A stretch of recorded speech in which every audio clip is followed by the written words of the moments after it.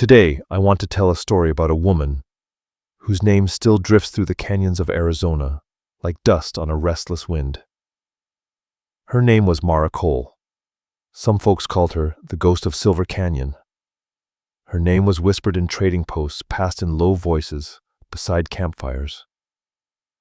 The Silver Canyon folks said she lived alone, high above the valley, tucked into the cliffs, where no road truly led. A lone cabin she built with her own hands, perched among red stone and broken trails. But Mara had not always been a ghost. Once she had been a woman full of promise, the daughter of Samuel Cole, a school teacher, who raised her on books and hymns on patience and quiet strength.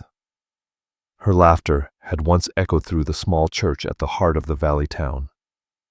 And she had been engaged. Her fiancé was a miner named Luke Mercer, young, driven, and stubborn in the way men are when they believe the land still owes them something. Together they dreamed of building a future by hand, a small house, maybe children one day. Maybe. A garden where laughter would take root and never fade. But in the West, dreams are rarely free. Luke staked a claim deep inside the canyon, convinced a rich vein waited just beyond the next strike. His hands blistered, his back bowed under long days of labor, yet his spirit stayed unbroken, and Mara believed in him with everything she had. She walked beside him even when others turned away. Then on a storm-heavy night, Luke rode out to settle a dispute with a neighboring claim. A bitter argument over boundaries and money. The things men too often kill for. He never came home. 2 days later they found him, shot in the back, half buried beneath a fallen boulder, as if someone had tried to erase him from the world. There were no arrests, no justice. Sheriff Frank Dolan only shrugged. Neighbors muttered behind closed doors, and the canyon swallowed the truth whole. For Mara, it wasn't just murder. It was the theft of a life that had barely begun. That same winter, her father, already worn down by illness, passed away. With Luke gone and Samuel buried, Mara stood alone. No family, no reason to go back east. The town that once felt like home now felt like a courtroom where everyone knew the verdict, but no one dared speak it. She buried Luke with her own hands. Then she turned her back on the valley forever. Mara climbed higher into the canyon ridges where the wind scoured stone clean and the land offered no mercy. A place too harsh for comfort, too distant for convenience. Land no one else wanted. To Mara Cole, it felt like freedom. She bought the parcel cheap, built a cabin from rough-cut logs, and little by little, she shaped a life. Not a happy one, not a full one, but a life carved out of survival and silence. The years passed. Mara kept to herself. She grew corn and beans in a narrow strip of stubborn soil. She set fences with her own hands, raised chickens, and kept a mule she named Dusty. She made soap, boiled herbs. Every few months she rode into town to trade for flour, coffee, and salt. She spoke little. Before long, the Silver Canyon folks stopped trying to know her. Instead, they whispered.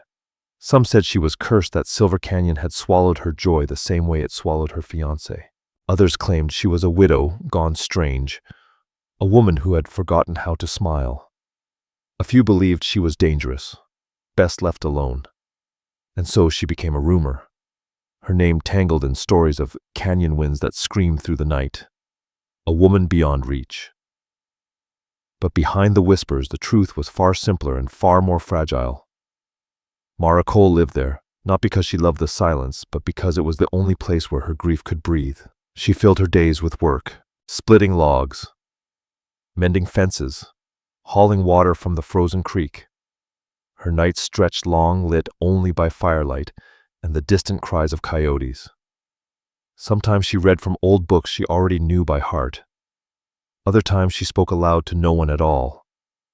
Fragments of memory, broken conversations, echoes of a life that once was, and as the seasons turned, the canyon watched in silence. The silence had settled into her like a second skin. And yet even a second skin can split.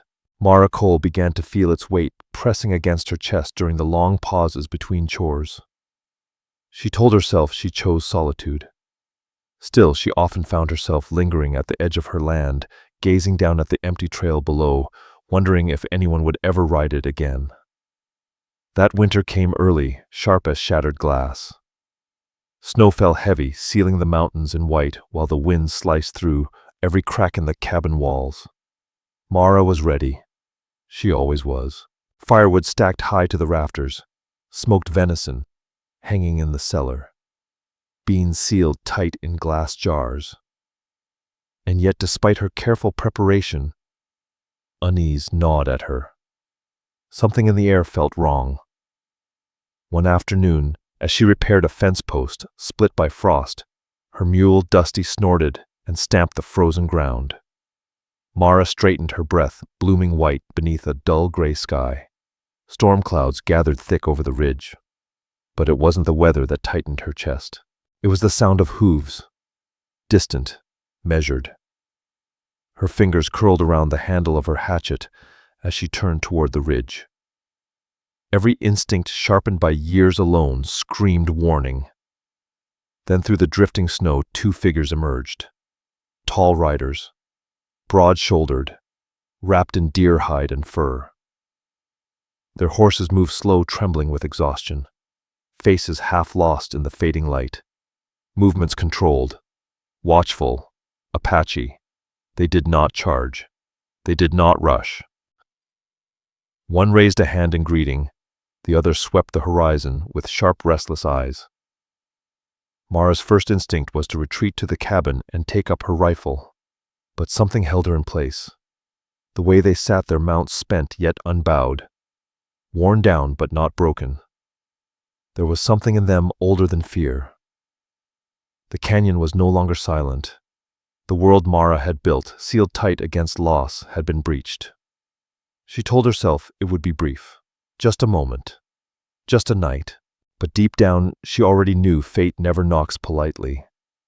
It rides in on weary horses beneath a storm-dark sky and asks for shelter. And once the door opens, nothing remains the same. The wind had turned sharp by the time Mara Cole reached the final fence post. Snow spun through the canyon, stinging her cheeks as the low gray sky pressed down from the ridge. She had felt it all morning, the heaviness, the warning that the storm would break before sundown. But it wasn't the storm that stole her breath. Through the muffled hush of falling snow came a sound she hadn't heard in months. Hooves. Not the erratic scatter of deer or elk, but the slow, deliberate rhythm of riders. Heavy. Intent. Each step biting deep into frozen earth. Mara froze where she stood. Dusty tossed her head, ears pinned back in unease. 2 shapes crested the ridge, dark against the dim sky. At first Mara thought the snow was playing tricks on her vision. Fur cloaks and deer hides snapped in the wind, outlines blurred by white. But as they drew closer, there was no mistaking it. 2 men on horseback, tall, broad-built, faces partly hidden, yet their posture held pride even in exhaustion. Her pulse quickened, every sense sharpened. For years the valley had whispered of raids, of clashes, of blood spilled where worlds collided. Mara had heard the stories. She had carried her own quiet fears. But standing there on her land, hatchet clenched tight in her fist, what she saw was not threat. It was weariness. The horses staggered slick with sweat and shivering from the long climb. Snow clung to their manes like broken ice, melting into dark streaks along their necks. And the men strong, yes, but worn thin by distance and cold. The older rider lifted one hand slowly, palm open in clear peace. The younger one moved with sharper edges, scanning the ridgeline with dark, restless eyes, guarded as a cornered animal. Mara Cole felt her instincts flare hot in her chest.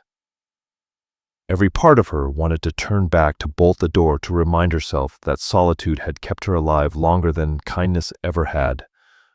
But she didn't move. There was something in the older man's bearing, calm, grounded, lacking any trace of swagger. When he spoke, his voice carried no command, only a request. "We mean no harm," he said evenly. "Our horses are spent. A storm's coming. May we shelter here?" He paused, then added, "Just for the night." The words hovered in the frozen air, suspended between falling snow and the canyon's hollow quiet. Mara felt her throat tighten. She was alone. Two strangers stood at her fence, and every story she had ever heard warned her to refuse. Yet her heart hardened as it was wavered. She swallowed. "Yes," she said at last, forcing the word out. "One night. That's all." She told herself nothing more would come of it. She led them toward the barn, boots crunching over ice as she pulled the door open wide enough for the horses to stumble inside. The animals nearly collapsed into the straw sides, heaving steam rolling off their backs. Mara paused, taking in their jutting ribs, the raw desperation of creatures pushed past their limits by distance and cold. Something in her chest eased. She said nothing, but the older man inclined his head. "Thank you," he said. "No pride, just the humility of someone who had heard too many doors close." "My name is Awen," he added. The younger man hesitated, eyes sharp, posture unyielding. "Tarek," he said finally. Mara nodded in return, but offered nothing of herself. Not yet. That night, the wind slammed against the cabin walls, rattling the shutters like dry bones. Mara stirred a pot of stew she'd made earlier. Rabbit root vegetables, wild herbs.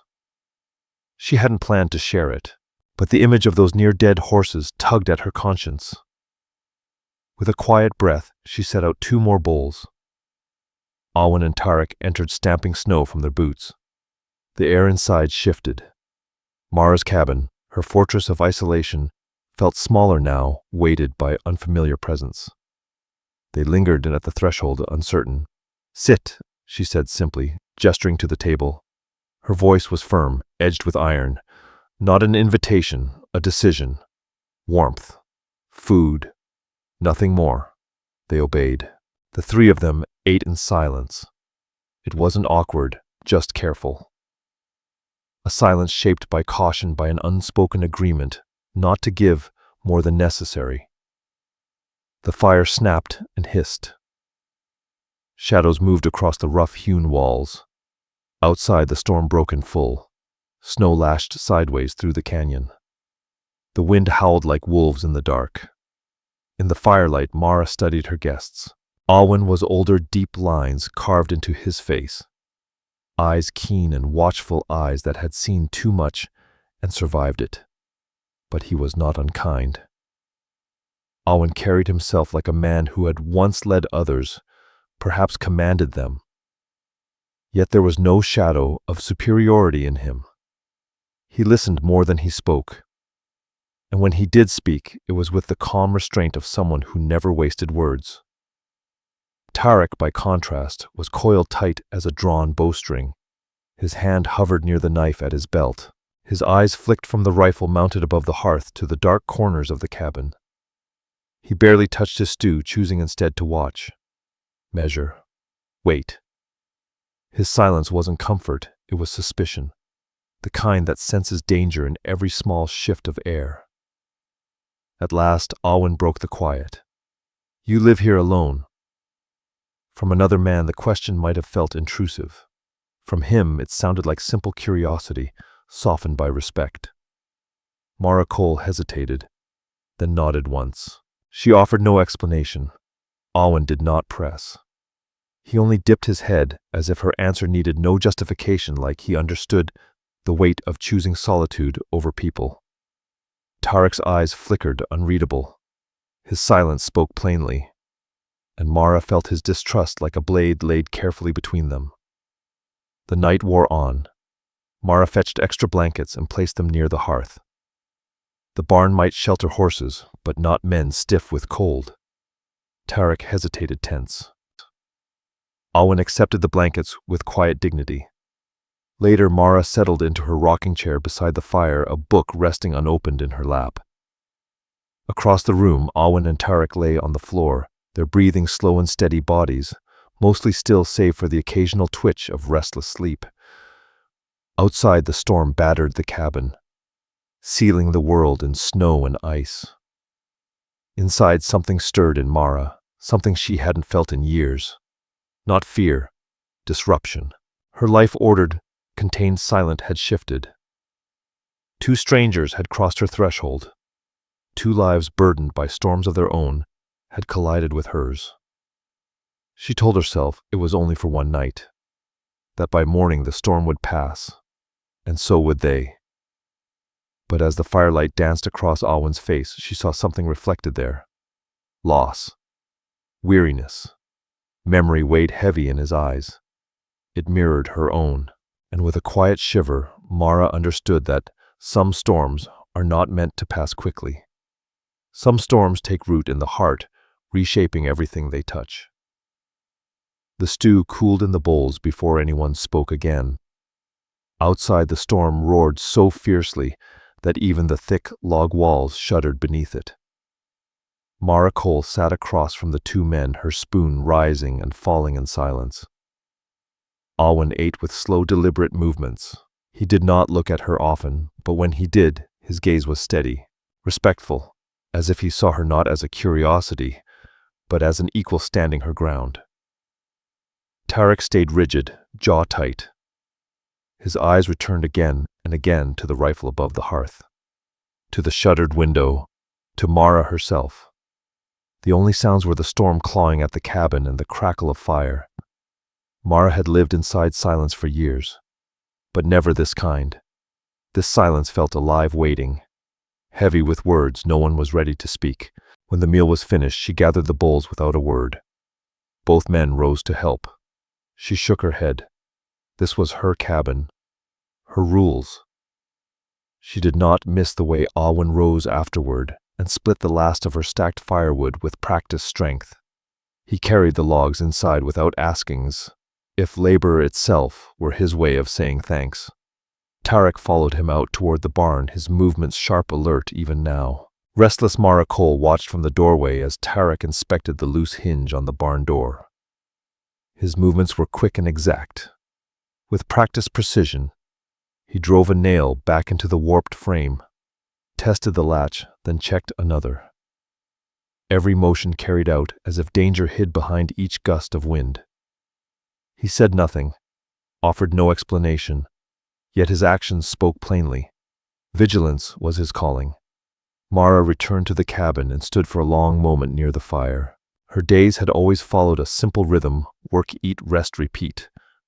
Now that rhythm was broken. Two men had stepped into her solitude, carrying more than tired bodies. They brought the weight of their pasts with them. When Awen came back inside, snow clinging to his shoulders, she noticed again the steadiness of his presence. He didn't crowd the silence with questions. He didn't pry into her reasons or her history. He simply was, calm, grounded, as if his presence settled the very air around him. It unsettled her, and yet, strangely, it eased something tight in her chest. That night the storm deepened. Wind howled against the windows, rattling them like bones in a restless grave. Beyond her land, the trails vanished beneath an unbroken sheet of white. No one was leaving the canyon anytime soon. When Mara stepped back inside, Awen met her gaze for a brief moment. No words passed between them, but she knew he understood the storm's decree as clearly as she did. The world had been sealed shut. For as long as the snow held, they were bound together by necessity. Tarek paced near the door, his hand never straying far from his knife. Mara didn't speak to him, nor did he speak to her. His distrust was plain enough, but she took no offense. Once she might have bristled under such watchfulness. Now she recognized it for what it was, a wound carried from somewhere else. A life shaped by threats she could not see. She sat back in her chair, firelight casting moving shadows across her face. Awen settled across from her, his broad frame relaxed, but never unaware. For a long while no one spoke. And yet, in that quiet, something fragile began to take shape. Not friendship, not yet, but a thin thread of respect, light as smoke and just as delicate. Mara caught herself watching the way Alwyn listened, even in silence. The way his presence filled the room without pressing against its walls. He carried silence differently than she did, not as armor, but as companionship. She looked down at her hands, rough, scarred from years of labor, and wondered how long it had been since she'd felt truly seen inside her own home. The storm raged on, but inside the cabin, something else stirred. A question she did not dare speak aloud. Maybe silence did not have to mean loneliness.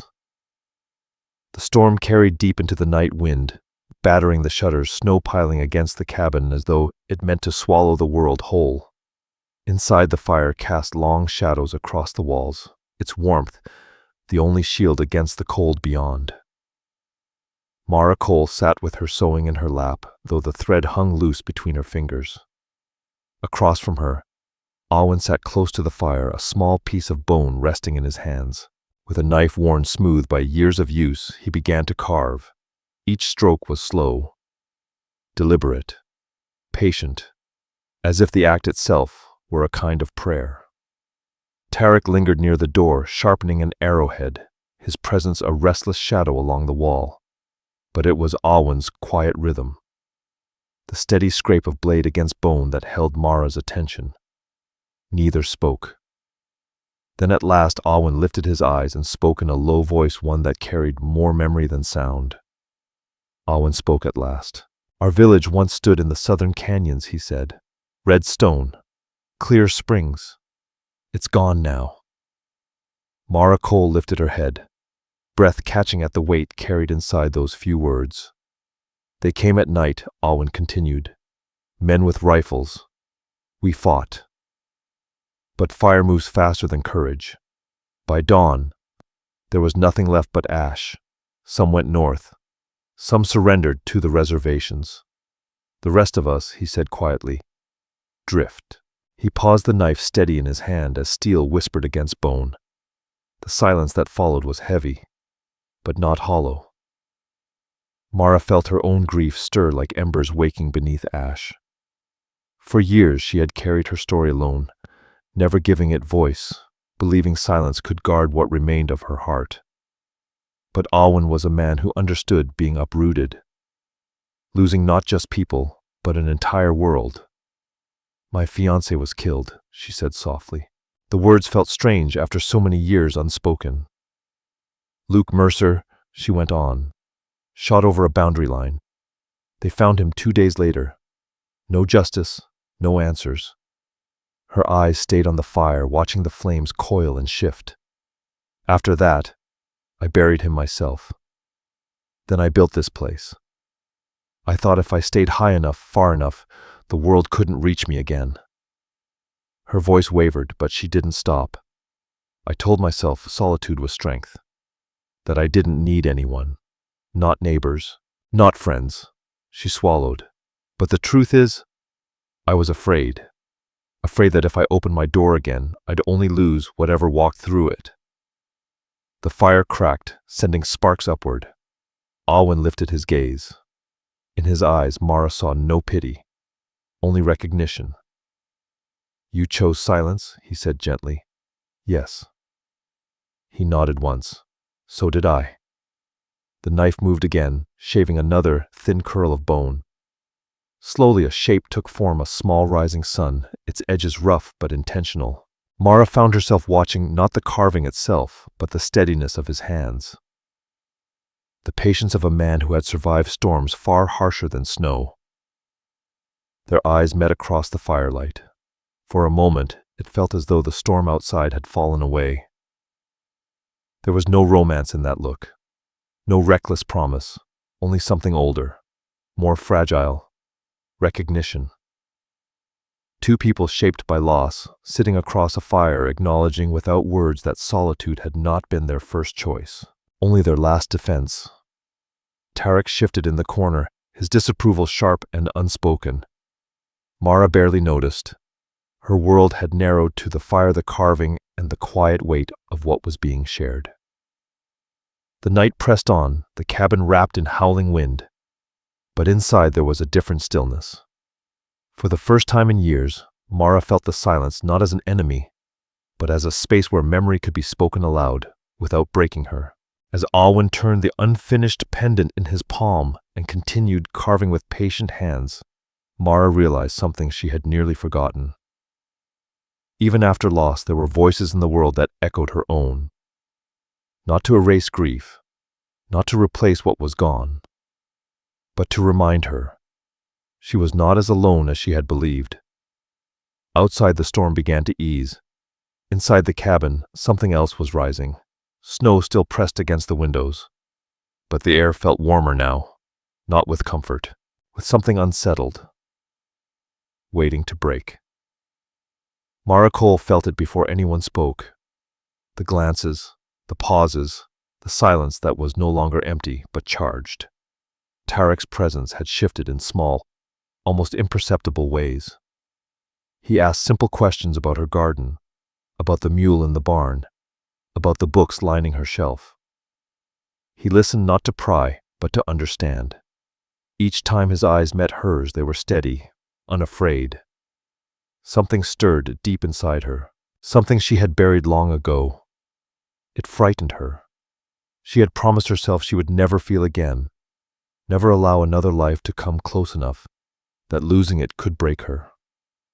And yet here was Alwyn carrying his own grief, carving small tokens, from bone by firelight, quietly loosening the walls she had built with such care. And Tarek saw it too.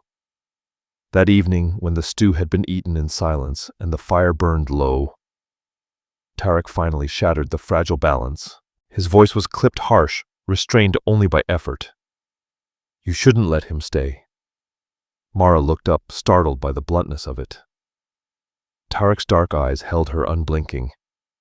"You've made him forget," he said. The words carried accusation, more than warning. "Forget why we keep moving." They struck deeper than she expected. She wanted to argue, to say she had asked for none of this, that she had offered only shelter, food, a place to rest. But something in Tarek's voice stopped her, because she knew he wasn't entirely wrong. Alwyn, sitting quietly by the fire, did not deny it. His hands stilled on the small carving in his lap. For the first time since their arrival, a shadow crossed his face, not anger but conflict. Mara's chest tightened. In that moment she realized Alwyn had begun to care for her, in ways neither of them had intended. And worse, she realized she cared too. The thought terrified her more than the storm outside, more than the bandits she had once driven from her land. Tarek's voice cut through the quiet again. "Hope is a weakness," he said. "It gets tribes destroyed. You make him hope for what he cannot have." Mara forced herself to meet his stare. When she spoke, her voice was steady but low. "I didn't invite hope into this cabin," she said. "It came on its own." Tarek's jaw tightened. He turned away, sharpening his arrowhead with quick, angry strokes. Stones scraped against flint, the sound echoing like a warning through the room. The fire cracked between them, its light dancing across Mara's face and Tarek's broad shoulders. The silence that followed was no longer cold. It carried heat, tension, the kind that pressed against the heart and demanded acknowledgement. Mara folded her hands in her lap, steadying herself even as her pulse raced. She wanted to speak, to ask Alwyn what he was thinking, to know if he felt the same pull she did, but she held her tongue. Words would only feed the fire already burning. At last Alwyn lifted his gaze. His eyes met hers across the flames. And in that instant Mara saw it clearly, the truth Tarek had spoken aloud. Alwyn was beginning to hope. The sight both steadied her and unraveled her. She turned back to the fire, letting the silence say what words could not. Outside, the storm still howled, but softer now. Its fury eased outside, but inside the cabin, the storm had only begun. For the first time in years, Mara Cole was no longer a ghost haunting the canyons. She was a woman standing on the edge of something vast, something dangerous. In the shifting firelight, she understood the truth she had avoided for too long. Silence was no longer her shield. It had become the place where longing lived. The storm finally passed, leaving Silver Canyon washed in brittle light and stillness. Snow lay thick across the land, the kind of quiet that makes the world feel newly born. Mara rose early as she always did. She fed Dusty scattered grain for the hens, and for a brief moment, life felt almost ordinary, almost safe. But safety in Silver Canyon never lasted. By mid-morning, unease crept in before she ever saw the cause. The animals grew restless. Dusty's ears flicked sharply. The hens refused to leave the coop. Then came the sound. Hooves. Not the slow, weary rhythm of travelers, but the hard, urgent thunder of men riding fast. Mara's heart slammed against her ribs. She stepped onto the porch, rifle close in her hands. Down the slope, 4 riders emerged, dark figures cutting across the white snow. At their head rode a man she recognized instantly, Clay Rourke. Years ago he had come to her door with a smile too polished and eyes too sharp, offering to buy her land. He'd spoken of silver veins, of hidden wealth, of how a woman alone couldn't possibly hold ground like this. She had turned him away. Men like Clay Rourke never accepted refusal. Now he was back, not with an offer, but with guns. "Well, I'll be damned," Clay sneered as they rode closer. The ghost of Silver Canyon's got herself company. He leaned in, his saddle eyes gleaming. "Heard you've been keeping wild dogs up here. Figured maybe you're hiding more than just goats." His gaze flicked to Awen and Tarek and then back to Mara. "Maybe silver," he went on. "Maybe something else worth taking." Mara tightened her grip on the rifle. "It's my land. You've got no right being here." Clay's smile thinned. A woman alone doesn't get to decide what's hers. And now he gestured toward the men behind her. "You've got protection. Just means more mouths to silence when we take what's ours." Before Mara could answer, Awen stepped forward, calm, unshaken. His voice was low, but it carried the weight of stone. "Leave. You have no claim here." Clay barked a laugh. "You threatening me?" Awen said nothing more. His silence was answer enough. The first gunshot cracked the air, shattering the stillness. The bullet splintered the porch post beside Mara. She ducked as wood shards exploded. Tarek moved first. An arrow flew swift and true, striking a rider in the shoulder and hurling him from the saddle. Awen surged forward like a force unleashed, dragging another man down with brutal precision. Snow churned under boots and hooves. Shouts collided with gunfire. Mara raised her rifle and fired into the air, spooking a horse. It bolted downhill, dragging its screaming rider into the trees. Another bandit tried to swing wide, but Tarek's second arrow sliced across his arm, sending him reeling. Clay pressed forward, firing wildly, curses cutting sharper than the wind. Awen met him head-on. Their collision was violent, and Silver Canyon exploded into chaos. At close range for a breathless moment, Mara Cole thought Clay Rourke would finish it. But Awen moved with the calm precision of a man who had survived too many fights to hesitate now. He disarmed Clay with a savage strike, though not before Clay's blade sliced deep across Awen's side. Blood spread dark and sudden against the snow. Tarek had his bow drawn again, ready to end it. Clay staggered back instead, clutching his head where Awen had struck him. He spat into the snow, fury twisting his face. "This ain't over," he shouted. "You hear me, Mara? I'll be back." The words rang hollow. He turned and fled with the 2 remaining riders, hauling the wounded with them. Hooves thundered down the canyon trail in a frantic retreat. Silence returned, but not the quiet of snowfall. It was the silence after violence, heavy, bitter, thick with blood and smoke. Mara dropped to her knees beside Awen. His shirt was torn, soaked crimson. Her hands shook, but she forced them still as she pressed cloth against the wound. He swayed, breath rough, yet his eyes never left hers. "You should have run," she whispered. His reply was low, almost a growl, softened by truth. "I had something to protect." The words struck harder than the storm ever had. For years, Mara had believed no one would fight for her again. No one would stand in harm's way on her behalf. And yet here he was, bloodied, unyielding, declaring with a few quiet words that she mattered. Her hands lingered against his skin as she worked to stop the bleeding. In his gaze she saw the same truth she had begun to fear in herself. Alwyn was no longer a stranger seeking shelter. He was a man who had chosen to stand and to bleed for her. By morning the snow softened under pale sunlight. Days of white silence loosened their grip on the canyon. Dark patches of earth broke through along the ridges. Trails once buried began to reappear. The world, it seemed, was ready to move again. Mara felt the shift in her bones before she admitted it aloud. The storm was over. And storms never lasted forever, no matter how much a heart wished they might, just to keep what they had sheltered. That morning, Alwyn stood by the woodpile, breath rising in steady clouds.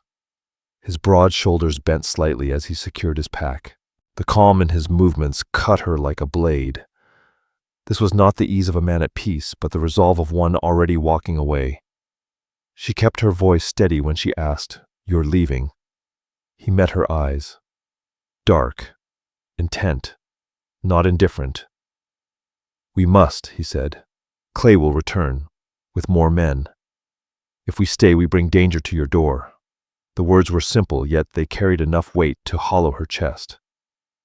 Mara wanted to argue, to remind him she had lived with danger all her life, that this land had already cost her blood.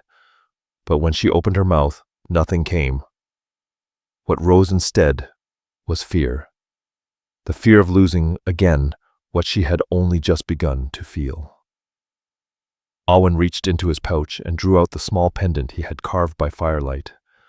Bone-shaped into a rising sun, its edges smoothed by patient hands. He stepped closer, took Mara's hand and pressed the pendant into her palm. "This doesn't mean goodbye," he said softly. "Among my people it means home is no longer lost." Her throat tightened. The pendant felt heavier than bone ever should, as if it carried not only Alwyn's craft, but his heart as well. "You could stay," Mara Cole whispered, her voice breaking despite her effort to steady it. "Not forever. Just long enough to see if this means something." For a long moment the silence between them burned hotter than fire. Alwyn's gaze held hers, steady, unflinching. Then he shook his head, slow and certain. "It already means something," he said. "That's why I must return without fear, so I can stand beside you, not hide in your shadow." Mara swallowed hard. Her lips parted, but no words came. She understood even as her heart rebelled. To stay now would be to invite danger, to turn hope into recklessness. But to leave, oh, to leave, was to carve her open once more.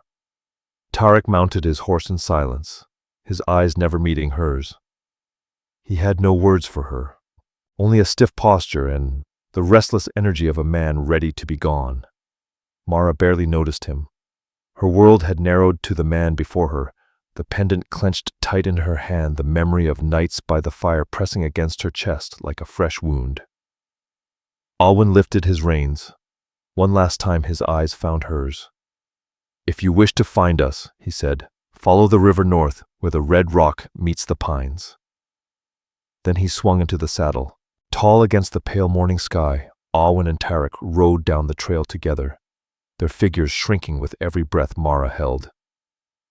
She stood on the porch long after they vanished, the rising sun carved in bone biting into her palm. The silence around her was deeper now. Not the silence of choice, but the silence of absence. The cabin no longer felt like a fortress. It felt like an echo. Her heart, once sealed as tightly as the canyon in winter, now ached with something she had sworn never to feel again. Longing. As she pressed the pendant to her chest, Mara knew she had been awakened, not to comfort, not to safety, but to the unbearable truth that she wanted more. The days after Alwyn's departure weighed heavier than the storm ever had. The cabin, once her refuge, felt hollow now.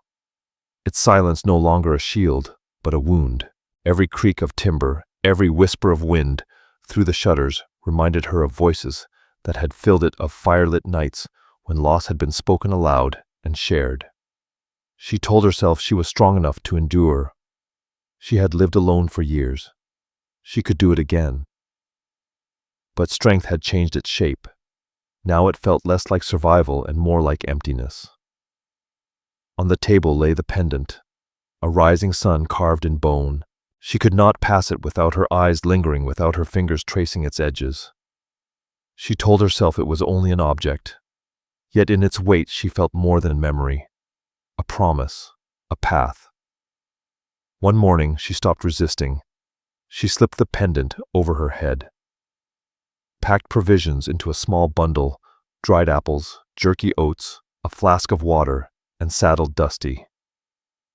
She stood for a long moment at the edge of the porch, looking down the trail Alwyn had taken. This time she did not let it take from her. This time she chose to follow. Follow the river, north, he had said, where the red rock meets the pines. And so she did. The journey was long, and the trail showed no mercy. Snow softened into mud. Streams swelled with meltwater, and canyon winds pressed against Mara Cole like unseen hands guiding her forward. Yet with every mile she felt the weight of grief begin to lift. Each night beneath open stars peeled away another layer of sorrow. Where silence had once crushed her chest, it now filled her with awe.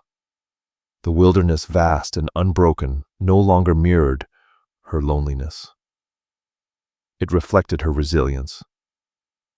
As she rode, she thought of Luke Mercer, of the life stolen from them, of the years she had spent locked behind her own walls. For the first time she did not feel guilt for leaving him behind. She felt gratitude for what he had given her, and strength in what she was becoming. Love had not died. It had only changed shape. Waiting for the moment her heart dared to rise again. At last, after 5 days of punishing travel, she reached the place Alwyn had described. Towering red cliffs climbed toward the sky, their faces glowing in the late sun. Pines crowded the ridges, shadows stretching long across the earth. Thin strands of smoke curled above the trees. Her pulse quickened. She dismounted and led Dusty quietly through the pines. And then she saw it. A modest camp nestled between stone and shadow. 2 horses grazed nearby. A fire burned low. Tarek sat with his back turned, shaping an arrowhead with flint. He looked up, startled, his hand freezing mid-motion. For a single breath, the world held still. He rose slowly, expression unreadable, then turned toward the fire. Alwyn followed his gaze. When his eyes met hers, the canyon itself seemed to fall silent. Mara's voice came soft, trembling, yet certain. I followed the river. I didn't want to wait. Alwyn crossed the clearing in 3 long strides. For a moment his face revealed nothing. Then it softened into something she had seen only once before, after the bandits. When he had bled in her arms. I hoped you would, he said. Behind him, Tarek shook his head, not in anger, but in quiet disbelief, then returned to his carving, leaving the moment to the 2 standing face to face. Mara stepped forward, her hand lifting as if guided by instinct. Alwyn reached for her, and in that single touch, all the storms and silence between them fell away. She had walked out of the world she built from fear and solitude. Now she stood before a man who had carried her back into life. And in that moment, she understood home was never just a place. Home was a person. And sometimes, even after loss, the heart dares to begin again. If this story touched your heart, share your thoughts in the comments below. Do you believe love can rise again after loss? Don't forget to like this video, share it with someone who needs hope, and subscribe so you won't miss the next story waiting to be told. All stories are created for entertainment purposes and may include fictional elements or dramatized interpretations inspired by historical settings. We use AI tools, voiceover visuals, scripts as creative assistants. However, all content is reviewed, refined, and edited by humans to ensure emotional authenticity and storytelling quality. We fully comply with YouTube's policies regarding AI-generated content and do not use any deepfake techniques or misleading recreations of real individuals. All visuals and supporting materials are properly licensed. Sharing, re-uploading, modifying, or distributing any part of this content in any form requires written permission. We appreciate your support and respect for original creative work.